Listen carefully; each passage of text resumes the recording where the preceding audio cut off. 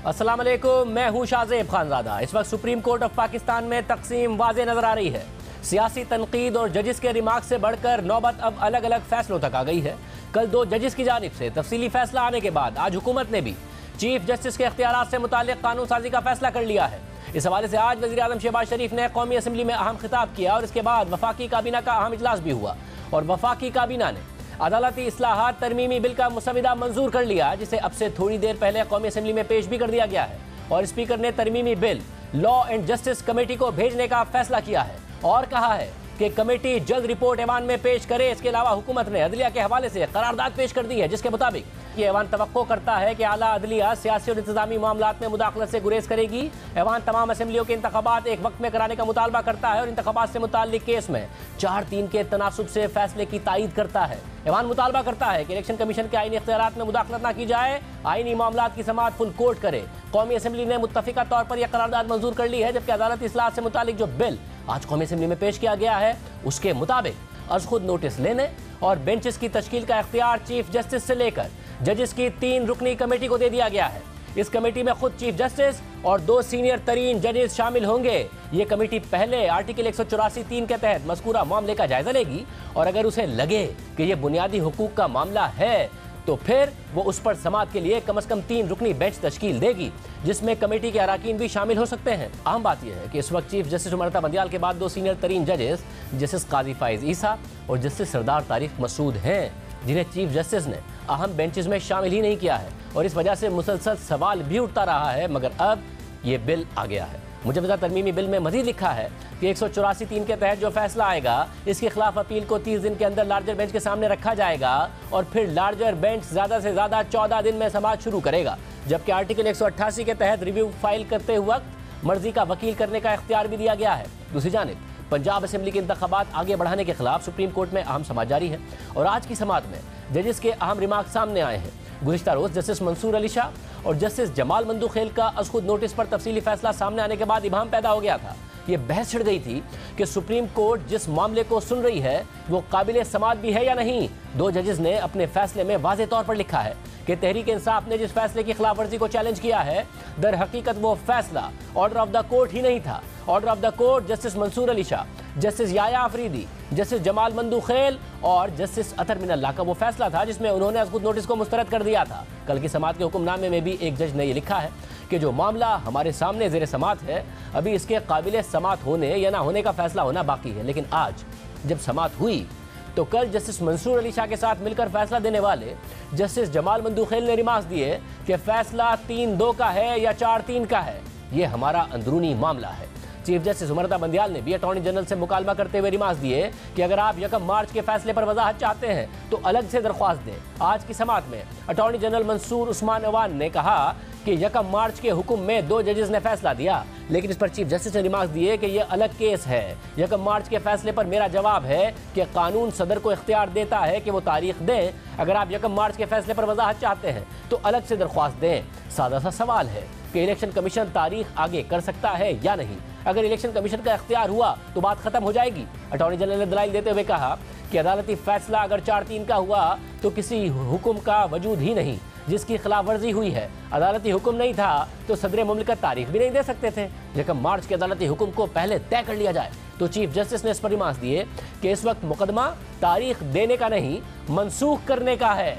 जमहूरियत के लिए इंतखाबात जरूरी हैं। 2 मुअज़्ज़िज़ जजेस ने फैसला दिया है। इन 2 जजेस की अपनी राय है, लेकिन इसका मौजूदा केस से कोई ताल्लुक नहीं है। एक संजीदा मामले को बाईपास ना करें। अटॉर्नी जनरल ने एक बार फिर कहा कि मौजूदा केस में इस्तदाही 1 मार्च के फैसले पर अमल दरामद की है। तो इस पर चीफ जस्टिस ने रिमार्क दिए कि बेंच के अराकीन दरख्वास्त में उठाए गए सवाल का जायजा लेने बैठे हैं। सुप्रीम कोर्ट का दायरा इख्तियार दरख्वास्त तक महदूद नहीं होता। इस मरहले पर अटॉर्नी जनरल मंसूर उस्मान अवान ने फुल कोर्ट बनाने की सदा कर दी और कहा कि दरख्वास्त है कि ये अहम मामला है, बेंच मुनासिब समझे तो फुल कोर्ट बना दे। इस मरहले पर कल जस्टिस मंसूर अली शाह के साथ 4-3 का तफसीली फैसला जारी करने वाले जस्टिस जमाल मंदूखेल ने अहम रिमार्क देते हुए कहा कि 1 मार्च का फैसला कितने अराकीन का है ये सुप्रीम कोर्ट का अंदरूनी मामला है। ये बता दें कि आइन 90 दिनों में इंतखाबात कराने का तकाजा करता है या नहीं करता।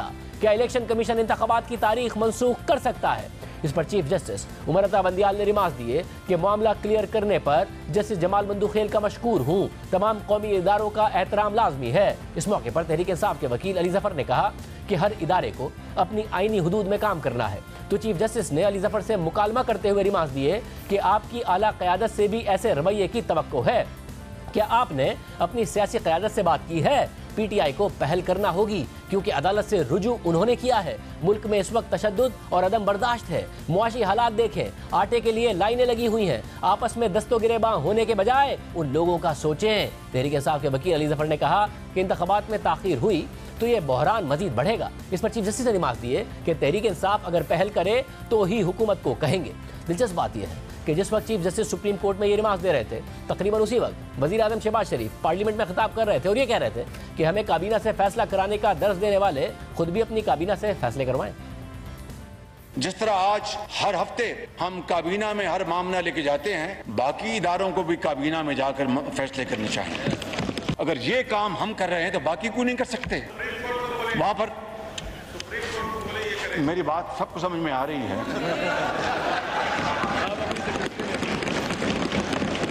तो जो हमें ये दर्ज देते हैं कि जनाब काबीना से फैसले करवाएं, खुद भी आप अपनी काबीना से फैसले करवाएं।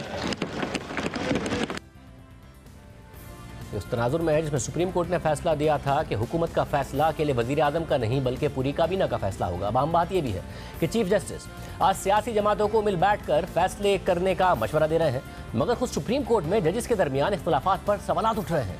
गुज़िश्ता रोज जस्टिस मंसूर अली शाह और जस्टिस जमाल मंदूखेल का जो फैसला आया है उसमें चीफ जस्टिस के सवाबदीदी इख्तियारात पर संजीदा सवालात उठाए गए हैं।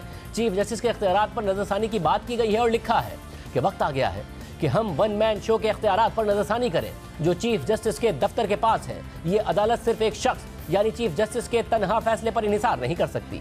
चीफ जस्टिस के इख्तियारात को उसूलों पर मबनी एक निज़ाम के जरिए तमाम जजेस की मंजूरी के साथ रेगुलेट करना होगा। वन मैन शो चलाने का इख्तियार ना सिर्फ मौजूदा दौर से मुताबिकत नहीं रखता बल्कि ये अच्छी गवर्नेंस और जमहूरी उसूलों के खिलाफ है। वन मैन शो इख्तियारात को सिर्फ एक हाथ में महदूद कर देता है और निज़ाम में ताकत के गलत इस्तेमाल से मुताल्लिक खला पैदा कर देता है। जबकि एक शख्स के पास बहुत ज़्यादा इख्तियारात हो तो इस बात का शुबा होता है कि इदारा आमराना बन जाए, जिसका नतीजा ये निकलता है कि सिर्फ एक शख्स की पॉलिसीज़ की पैरवी होती है, जिसमें यह इम्कान और रुझान हो सकता है कि वो लोगों के हुकूक और उनके मफादात के खिलाफ जाए। हमें यह बात नहीं भूलनी चाहिए कि हमारा इदारा लोगों के तासुर से अपनी ताकत हासिल करता है। इस अदालत की पूरी इमारत अवामी एतमाद पर खड़ी है, इसलिए वन मैन शो को नजरसानी की जरूरत है क्योंकि यह मुख्तलिफ नुक्ता नज़र को रोकता है, ताकत को एक जगह मरकूज करता है और आमराना निज़ाम के खतरे में इजाफा करता है। ये सितम ज़रीफ़ी है कि अदालत दीगर अवामी ओहदेदारों को तो ये बताती रही है कि उन्हें अपने सवाबदीदी इख्तियारात को कैसे स्ट्रक्चर करना चाहिए, मगर इसी मयार के तहत खुद को पाबंद करने में बुरी तरह नाकाम हुई है, जिसके नतीजे में चीफ जस्टिस के पास आर्टिकल 184(3) के तहत सू मोटो लेने, बेंच बनाने और केसेस लगाने के लामहदूद इख्तियारात आ गए हैं। और यही वो इख्तियारात हैं कि जिसके तहत चीफ जस्टिस ने सू मोटो लेने और फिर केसेस शुरू करके उन्हें मखसूस बेंचेस में लगाने से सुप्रीम कोर्ट के इदारे को शदीद तनकीद की जद में ला खड़ा किया है और अदालत के एहतराम और तकद्दुस को नुकसान पहुंचाया है। इस आईनी इदारे के जजिस के तौर पर हमारे फैसले और एमाल तारीख में रिकॉर्ड भी हो रहे हैं और उन पर तबसरे भी हो रहे हैं। यानी चीफ जस्टिस ऑफ पाकिस्तान सियासतदानों को मशवरा दे रहे हैं कि वो आपस में दस्तोगिरेबा होने के बजाय मुल्क और अवाम का सोचें, लेकिन इस वक्त सुप्रीम कोर्ट खुद बदतरीन तकसीम का शिकार है। पहले ना सिर्फ सियासतदान सुप्रीम कोर्ट के तर्ज अमल पर सवाल उठा रहे थे बल्कि जजिस के रिमार्क्स भी बता रहे थे कि अदालत के अंदर सब अच्छा नहीं है, और फिर कल 2 जजिस का तफसीली फैसला सामने आ गया है जिसमें अदालत के कंडक्ट और खुद चीफ जस्टिस के इख्तियारात के गलत इस्तेमाल पर खुलकर तनकीद हुई है। आज की समात में सुप्रीम कोर्ट के जजिस की जानिब से इंतखाबात आगे बढ़ाए जाने से मुतालिक अहम नकात उठाए गए हैं। खासतौर पर फंड्स की दस्तियाबी और सिक्योरिटी की फराहमी से मुतालिक जजिस ने अटॉर्नी जनरल से अहम सवाल पूछे हैं और अहम रिमार्क्स भी दिए हैं। जजिस ने यह नुकता भी उठाया है कि अगर लैपटॉप स्कीम के लिए 10 अरब रुपए निकाले जा सकते हैं तो इंतखाबात के लिए 20 अरब रुपए क्यों नहीं निकाले जा सकते। चीफ जस्टिस ने इंतखाबी अखराजात के लिए जजिस की तनख्वाहों में कटौती की तजवीज़ भी दी। जजिस ने यह सवाल भी उठाया कि दिफाई इदारे सिक्योरिटी देने से इनकार कैसे कर सकते हैं, जिम्मेदारी तो जिम्मेदारी होती है। चीफ जस्टिस से मुसलसल मुतालबा किया जा रहा है कि फुल कोर्ट बनाया जाए जो आइन की तशरीह के मामलात को सुने। पंजाब और खैबर पख्तूनख्वा में इंतखाबात की तारीख के मामले पर भी यही हो रहा है और आज पाकिस्तान बार काउंसिल ने भी इस मामले पर फुल कोर्ट बनाने का मुतालबा कर दिया है, जबकि आज दौरान समाअत अटॉर्नी जनरल मंसूर उस्मान अवान ने अदालत में इस मामले पर फुल कोर्ट बनाने की दरख्वास्त की और कहा कि ये अहम मामला है और बेंच मुनासिब समझे तो फुल कोर्ट बना दे, मगर चीफ जस्टिस ने यह इस्तदा नहीं सुनी और समात आगे बढ़ा दी। इसके अलावा वजीर कानून आजम नजीर तारड़ ने भी 2 जजेस के अलावा तमाम 13 जजेस पर मुश्तमिल बेंच बनाने का मुतालबा किया। सुप्रीम कोर्ट से फुल कोर्ट बनाने का मुतालबा हो रहा है, लेकिन चीफ जस्टिस सुप्रीम कोर्ट को इस तनाज़े से बाहर नहीं निकाल रहे हैं। आज वजीर आजम शहबाज शरीफ ने कौमी असम्बली में अपने खिताब में सुप्रीम कोर्ट के जज की ऑडियो की तहकीकात का भी मुतालबा किया और कहा कि चीफ जस्टिस ऑडियो का फोरेंसिक कराएं। अगर ऑडियो झूठी है तो झूठे को सजा मिलनी चाहिए, अगर सच्ची है तो फिर सच सामने आना चाहिए। अभी एक ऑडियो आई और उस ऑडियो में एक सुप्रीम कोर्ट के जज के बारे में बाज़ इंकिशाफात किए गए। मैं सुप्रीम कोर्ट की चीफ जस्टिस से गुजारिश करूंगा कि वो उस ऑडियो का फोरेंसिक ऑडिट करवाएं। अगर ये झूठी है तो पूरी कौम को पता चलना चाहिए कि झूठी है और झूठों को करार वाकई सजा मिलनी चाहिए, मगर अगर ये सच्ची है तो सच सामने आना चाहिए। अगर इन जज साहब के खिलाफ सबूत अगर है तो उसमें हाथ कंगन को आरसी क्या, सियासतदान तो 1 मिनट में जेलों में जाते हैं। कितने आला अदालतों के जज करप्शन पर निकाले गए, मैं जानना चाहता हूँ। और सियासतदानों के खिलाफ आंखें बंद कर एसेट बियॉन्ड मींस के केसेस बन जाते हैं। वज़ीर आज़म शहबाज शरीफ ने मजीद कहा कि इमरान खान से उस वक्त तक बात नहीं हो सकती जब तक वह कौम से माफी नहीं मांगता। जो अदलिया की तौहीन करे, जो इंसाफ को ना माने, जो कानून को ना माने, जो आइन से ना माने, उससे बात नहीं हो सकती। जनाब स्पीकर, उससे बात नहीं हो सकती जब तक कि वो पूरी कौम के सामने आए और कौम से माफी मांगे। इसके अलावा आज की समात पर तबसरा करते हुए मरियम नवाज ने कहा कि इलेक्शन का फैसला करने से पहले इस बात का फैसला होगा कि 4-3 को 3-2 में क्यों बदला गया, इसके पीछे क्या मकासद थे और कौन कौन शामिल था। क्या इस अहम तरीन नुक्ते का इहाता किए बगैर जोर जबरदस्ती से कानून के खिलाफ फैसले को कालीन के नीचे छुपा कर कोई भी फैसला काबिल कबूल होगा?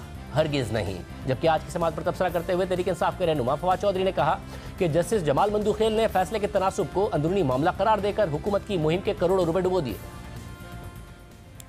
कल से आपको पता है कि मरियम नवाज की और नून लीग की और पीडीएम के करोड़ों रुपए ये बयानियां बनाने पे खर्च हो चुके हैं कि किसी तरीके से चीफ जस्टिस पाकिस्तान को वो अंडरमाइन कर सकें, सुप्रीम कोर्ट को अंडरमाइन कर सकें। आज जस्टिस मंदोखेल साहब को ये क्रेडिट जाता है जिन्होंने ये करोड़ों रुपया हुकूमत का डुबो दिया, ये कह के कि ये हमारा इंटरनल मसला है, आपका प्रॉब्लम नहीं है।